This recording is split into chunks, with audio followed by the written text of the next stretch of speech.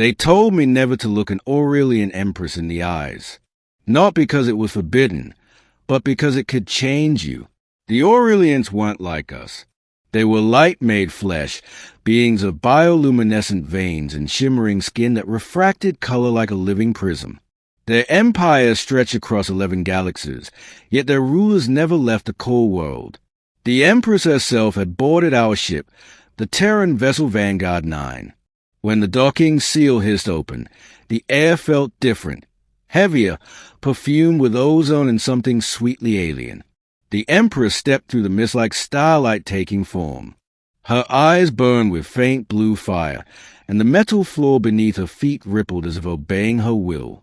"Human," she said, her voice soft but layered with harmonics that made the air vibrate. "You are Captain Reese-Vale." I nodded stiffly. "Yes, your radiance. Welcome aboard Vanguard 9. Her gaze lingered on me longer than comfort allowed. It wasn't curiosity. It was recognition, as if she already knew who I was and what I'd done. Behind her, 2 Aurelian guards shimmered with heat distortion, their armor pulsing like molten silver. They carried no visible weapons. They didn't need any. The Empress raised a hand. "Leave us." Her guards hesitated.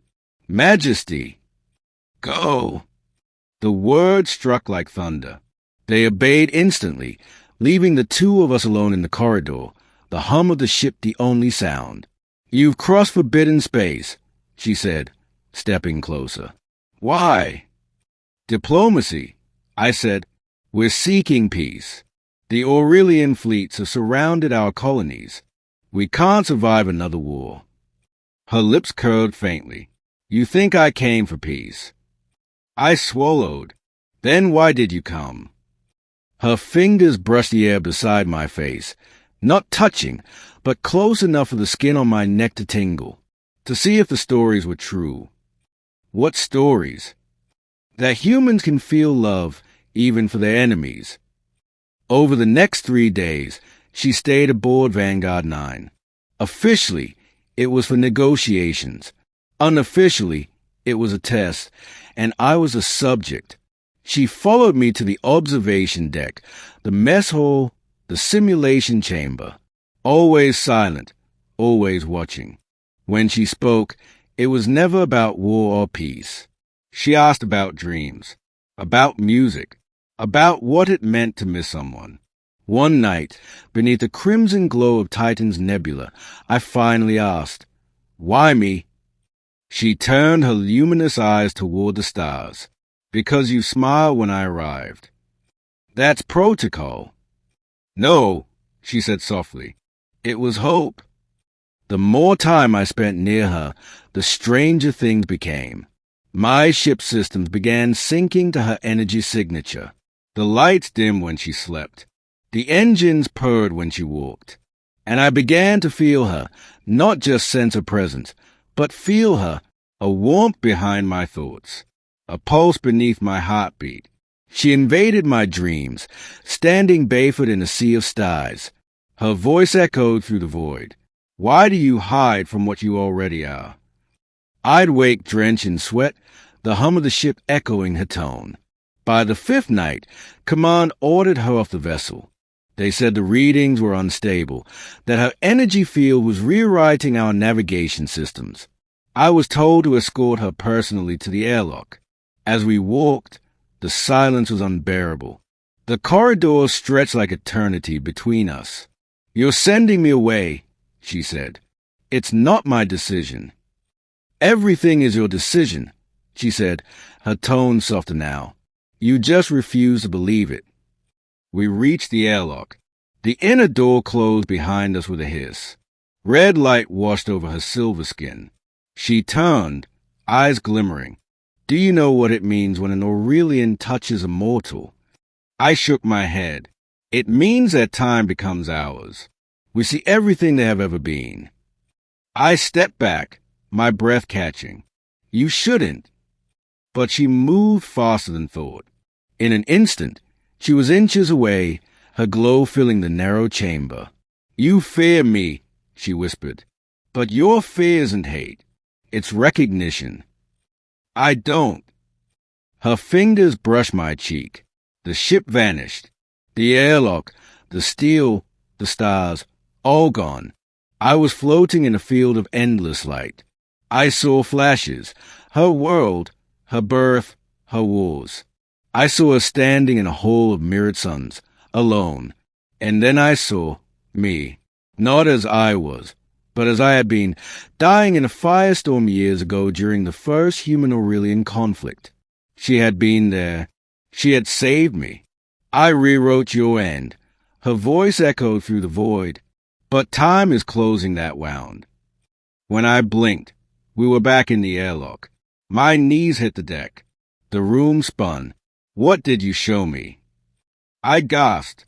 The truth, she said, her voice trembling now, the first crack in her composure. You weren't supposed to remember. But the universe demands balance. It's pulling you back. The console behind me sparked. Pressure alarms blared. The airlock was destabilizing. Her energy field was overloading the containment seals. Stop! I shouted. You'll destroy the ship. Tay's glowing liquid light ran down her cheeks. I can't stop it. You were never meant to live twice. Then let me die, I said, standing. Just let them live. Her eyes widened. You would give your life again for them. I nodded. I already did. She closed her eyes. And you wonder why I came for you. The alarm screamed. The metal beneath our feet began to ripple. She reached out, not in command, not in control, but in desperation.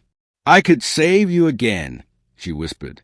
I could burn every star to keep you alive. I stepped closer. And then what will be left of you? Her breath trembled. The lights dimmed to a single flicker.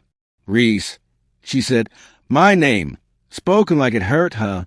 You taught me what love is. It isn't control. It's surrender. She placed her palm against my chest. Then take what's left of me. A rush of warmth flooded through me, searing and endless. Light burst from her body, wrapping around me like a storm of wings. Of all the stars, she whispered, only you burn for me.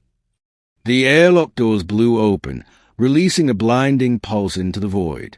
When I woke, the Vanguard 9 was drifting silently near Titan's edge. The alarms were off. The crew was gone. Or maybe time itself had folded. Only one presence remained. A faint hum in my chest, glowing softly beneath the skin. I looked out the viewport. The nebula had changed color, its crimson glow replaced with shimmering silver, just like her eyes. Her voice echoed faintly in my mind. You are not lost, Reese. You are written into the light.